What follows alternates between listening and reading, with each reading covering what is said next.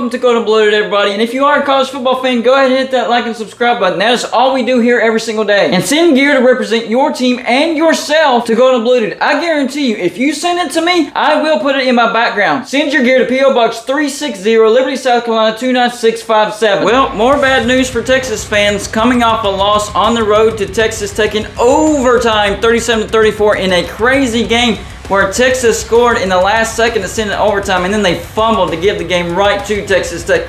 Now it's been announced that Quinn Ewers is not starting versus West Virginia. Instead, he's focusing on making sure he's 100% for next week's rivalry against Oklahoma. Is Texas looking ahead to Oklahoma? It looks like they are, and that could benefit West Virginia. However, Texas does have the talent. It is in Austin. Texas is most definitely capable of beating West Virginia. But we saw from last year, whenever they're not focused, they could go on a big, long losing streak. So could Texas pick up 3 losses before Quinn Ewers comes back, and now Quinn Ewers has to dig them out of a hole? Yeah, that's what it looks like. And this matchup is a little closer than people realize. I did a video yesterday on this matchup between Texas and West Virginia, and now that Hudson Card has been named the starting quarterback for Texas, these numbers hold especially true now, because whenever it comes to yards, West Virginia actually has the better numbers whenever it comes to defense and offense. On the defense, West Virginia has allowed 204.5 passing yards a game. Texas has allowed 245 passing yards a game. Rushing yards, West Virginia allowed 98.3 rushing yards a game. Texas is allowing 135 rushing yards a game. And overall, West Virginia is allowing 302.8 yards a game, and Texas is allowing 380 yards a game. The thing that I really like about this is Texas allowing 135 rushing yards a game. West Virginia has had one of its best rushing attacks that it's had in a very, very long time. So I hope West Virginia game plans for that and runs the ball down Texas' throat, establish the run game, and then JT Daniels can take the top off that defense. Now on offense, I think we all knew that West Virginia has a better offense, so it was more the defensive numbers that surprised me. But for passing yards a game, West Virginia 272.5 passing yards a game, Texas 245 passing yards a game. For rushing, West Virginia is averaging 217.5 rushing yards a game. That's a lot, over 200. Texas is averaging 165 rushing yards a game. Overall, West Virginia is averaging 490 total yards a game, and Texas is averaging 410 total yards a game. So the matchups actually benefit West Virginia, except for one thing, the points. West Virginia averaging 42.8 points per game, Texas 36.5 points per game. So in offense, West Virginia does have the better offense. It's the defense that has let us down, allowing 27.5 points per game, and Texas allows 21.8 points per game. So if our defense can just get a couple more stops than they usually get, West Virginia has an excellent shot of winning this game.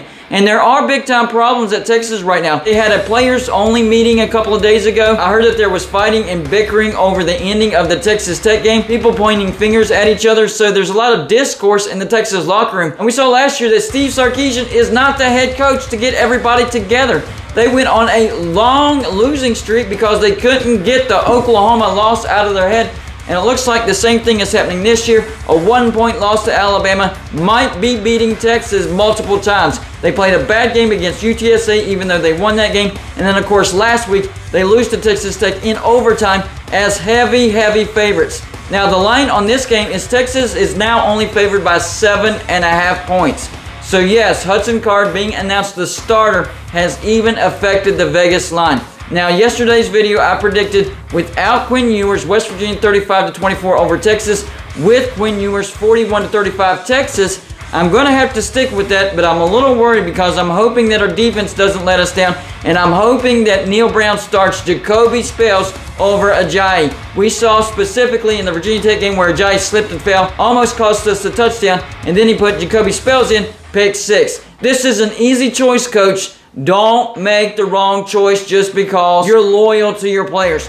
Put in the best player, and that is Jacoby Spells. If we do that, and our defense makes a couple more stops than usual, then West Virginia should win this game 35-24. I think our offense scores 35 points no matter what. Texas defense looks good, but not great. So I guess the biggest question is, does West Virginia pull off a big win on the road to Texas, or do we see the return of the Mountaineer Clown, affectionately known now as the Clowntaineer? Either way, this is a win-win for you, the viewer. Then, of course, last night, the surprising upset of UCLA over Washington, although Vegas didn't have it surprising. Vegas only had Washington as a 2.5-point favorite. I was laughing at that. but apparently they knew what they were talking about, and people were putting money on UCLA.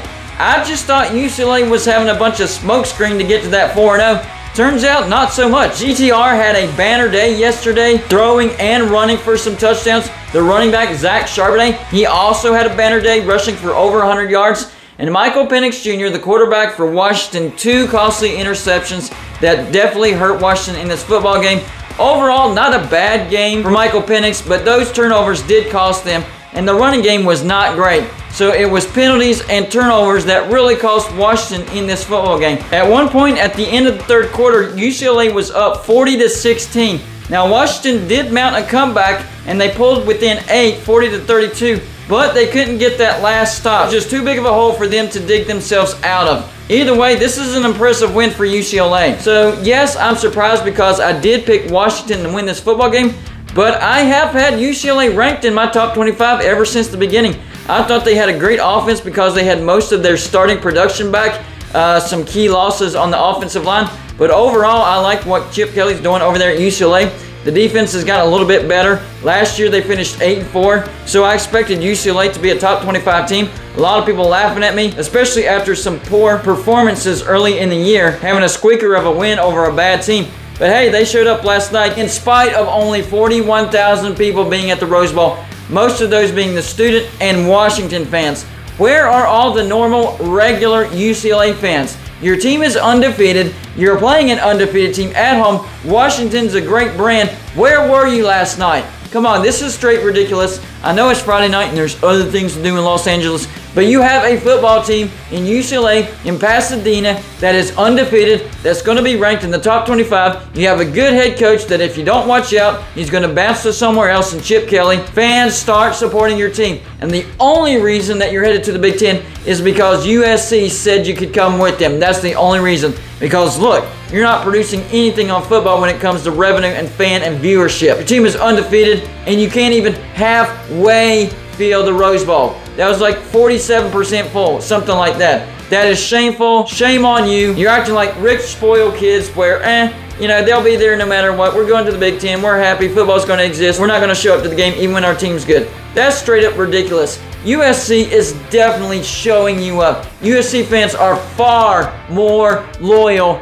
than you. So hopefully UCLA fans see this, if there are still any UCLA fans that still exist, because if you can't fill the Rose Bowl, you're probably not watching Going to Blue Dude. So y'all let me know in the comments section, who do you have in the Texas versus West Virginia game now that Hudson Card has been named the starting quarterback? And were you surprised with UCLA's upset over Washington? And where do you see UCLA finishing at the end of the year? Do they get to the Pac-12 championship? That's all I got for you for this show. Like and subscribe if you haven't already, and I'll see you on my next show.